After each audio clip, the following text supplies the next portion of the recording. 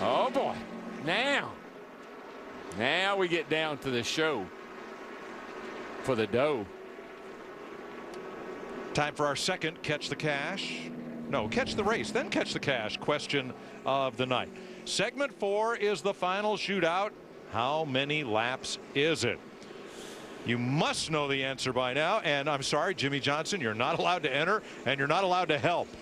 So fill out the form at speedtv.com, keyword all-star, choose the correct answer.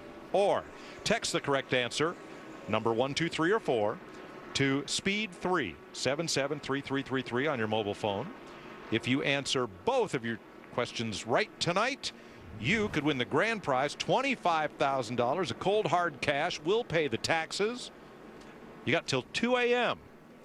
So start dialing. Hey, Mike, get online. They're always putting information on the driver's dash.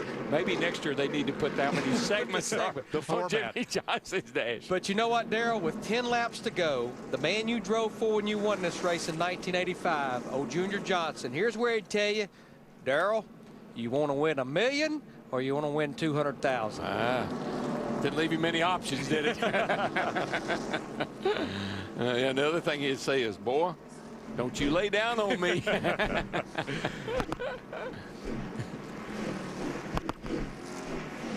Here they come down pit road. Let's get a hot dog, right?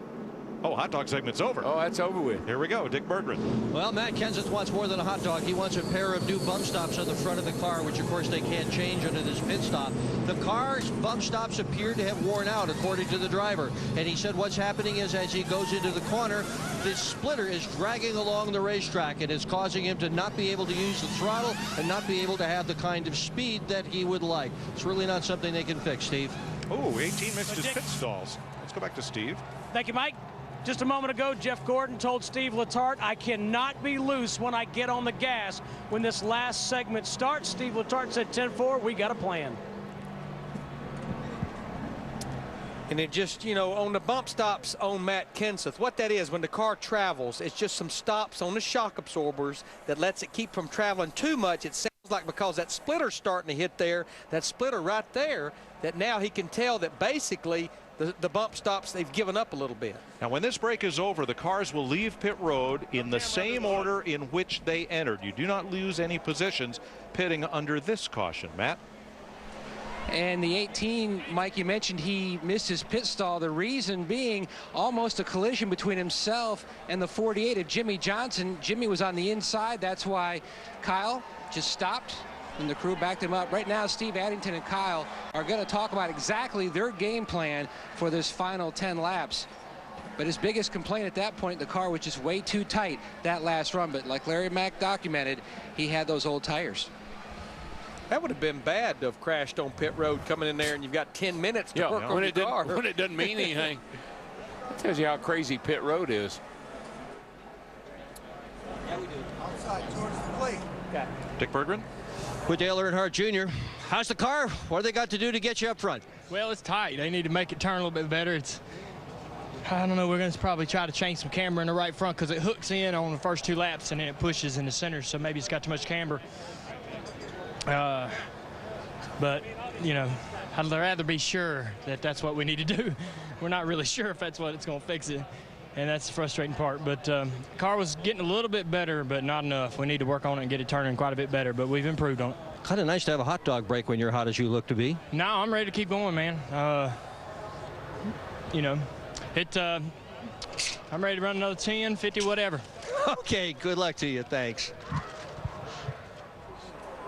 Dale Jr. is in 8th place. It's hot. You know, it's really hot out there tonight. You see all the drivers are really working hard. They're all sweating a lot and all getting some fluids right now. Very humid with the storms that have moved through, and it's been very muggy here the last 2 days.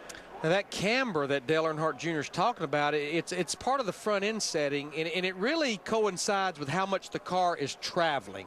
And the more camber you put in the right front will help it turn, but if you start traveling the car so much, he talked about making it hook in too quick getting in the corner. Yeah, to fix it and fix it right, need to change the A-frame probably, but they can't do that. Let's get down to Matt with Kyle Busch. And catching up with the driver, the 18. The hot dog segment's over, the big money segment's here, and a reminder, you've got $1 million on the dash. How big of a change do you need to make to this car for the final segment? We're not as good as we need to be. We've got some ideas for the 600 for next week that we need to work on. We're not as good as the 24 or the 48. The 2's really good too. The 17's about like us, but he can turn a little bit better. So, you know, with what we want to change, I can't change out here on pit road. So we'll just have to see what we can get out of this M&M's Camry and see if we can't steal one out of here in 10 laps and, you know, take the money, kiss the girls, and go home. And he does have that $1 million dash he can look at every lap. Steve? And Matt, Jeff Gordon talking to the guys on the crew here. He's a 3-time champion of this event. And Jeff, I heard you say when the caution came out, Steve Letarte, I can't be loose when this race restarts. How do you line him up here? Well, we do have to make a few adjustments for this short run. We were really strong on the long runs.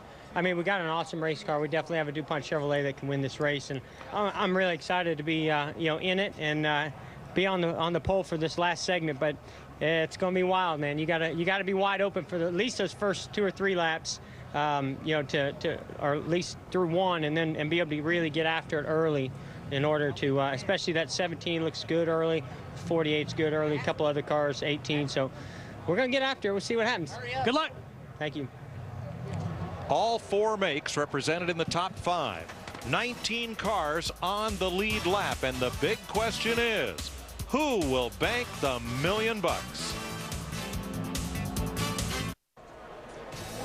It's the intermission of the NASCAR Sprint All-Star Race at Lowe's Motor Speedway, and if you stepped away from your television at all, don't you dare do it again. We'll get you caught up with what's happened so far. Jimmie Johnson on the pole and sitting pretty. He would lead all laps of the first segment. But, Jeff, then it became all about track position. Track position, the 18-car Kyle Busch, they took 2 tires to get that position. They won the second segment. They gave a little head fake to the rest of the field in the third segment. No tires. He and Steve Addington gambled.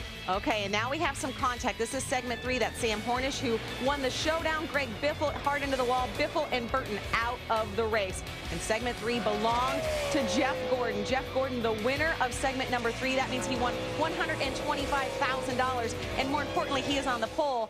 And we only have 10 laps to go. Only 10 laps. And most of the time you tell these guys, give and take on the track. But right now, Krista, it's take time. No charity out there anymore. Baby. Get all you can get. There's no tomorrow. All right, let's hear from one of our drivers, Matt Yoakum, standing by. And one car very strong in the race. The final 10-lap shootout. It's finally here. How big of a change are you making to your car? And what was your biggest issue you felt like during the last segment, Jimmy?